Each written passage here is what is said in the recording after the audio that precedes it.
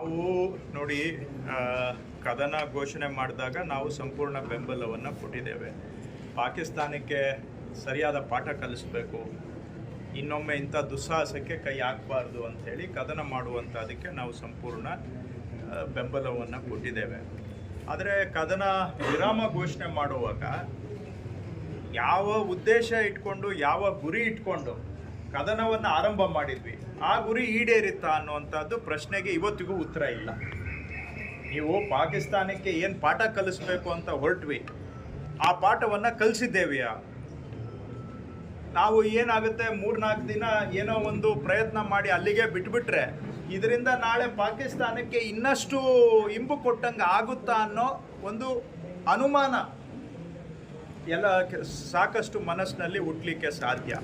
ಹಾಗಾಗಿ ಪ್ರಶ್ನೆಗೆ ಸ್ಪಷ್ಟವಾದಂಥ ಉತ್ತರ ಇಲ್ಲದೇ ಇರುವಂಥ ಪ್ರಶ್ನೆ ಯಾವುದು ಅಂದರೆ, ಪಾಕಿಸ್ತಾನಕ್ಕೆ ನಾವು ಕದನ ಮಾಡೋದು ಸರಿ, ಅವ್ರಿಗೆ ಮತ್ತೆ ನಮ್ಮ ಆಂತರಿಕ ವಿಷಯದಲ್ಲಿ ಬೆರಳು ತೂರಿಸ್ದಂಗೆ ಪಾಠ ಕಲಿಸ್ತೀವಿ ಅಂತ ನಾವು ಹೊರಟು ಮತ್ತೆ ಯಾಕೆ ಸಡನ್ನಾಗಿ ಕದನ ವಿರಾಮ ಮಾಡಿದ್ದು ಅನ್ನುವಂಥದ್ದು ಅಮೇರಿಕ ಹೇಳಿದರು ಅನ್ನೋ ಕಾರಣಕ್ಕೆ ಮಾಡಿದ್ವಾ? ಅಮೇರಿಕ ಹಾಗಾದರೆ ಅಮೇರಿಕ ನಮ್ಮ ವಿಷಯಗಳನ್ನು ತೀರ್ಮಾನ ಮಾಡೋದಾದರೆ ನಮ್ಮ ಸಾರ್ವಭೌಮತ್ವದ ವಿಷಯ ಏನು? ಹಾಗಾದರೆ ಈಗ ಅವರು ಕಾಶ್ಮೀರಲ್ಲಿ ನಾವು ಮಧ್ಯಸ್ಥಿಕೆ ವಹಿಸ್ತೀವಿ ಅಂತ ಹೇಳ್ತಾರೆ. ಇದಕ್ಕಿಂತ ದೊಡ್ಡ ಭಾರತಕ್ಕೆ ದೊಡ್ಡ ಹಿನ್ನಡೆ ಮತ್ತೊಂದಿಲ್ಲ. ಯಾಕಂದರೆ ಕಾಶ್ಮೀರ ನಮ್ಮ ಆಂತರಿಕ ವಿಷಯ, ಇಂಟರ್ನಲ್ ಮ್ಯಾಟರ್,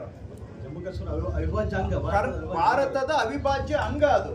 ಆಗಿರುವಾಗ ಯಾರೋ ಬಂದು ಬೇರೆ ದೇಶದವರು ಬಂದು ನಮ್ಮದ್ರಲ್ಲಿ ನ್ಯಾಯ ಪಂಚಾಯಿತಿ ಮಾಡ್ತಾರೆ ಅಂತ ಹೇಳಿದ್ರೆ ಅಲ್ಲಿಗೆ ಕಾಶ್ಮೀರದ ಇಶ್ಯೂ ಸೆಟ್ಲ್ ಆಗಿದೆಯಾ, ಮತ್ತೆ ರೀಓಪನ್ ಮಾಡ್ತಾ ಇದ್ದೇವೆಯಾ?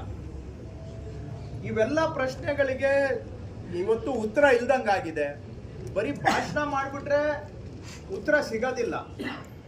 ಈ ಪ್ರಶ್ನೆಗಳಿಗೆ ಕೇಂದ್ರ ಸರ್ಕಾರ ಸ್ಪಷ್ಟವಾದಂಥ ಉತ್ತರ ಕೊಡಬೇಕು ಅಂತ ನಾವು ಆಗ್ರಹ ಮಾಡ್ತಾ ಇದ್ದೀವಿ.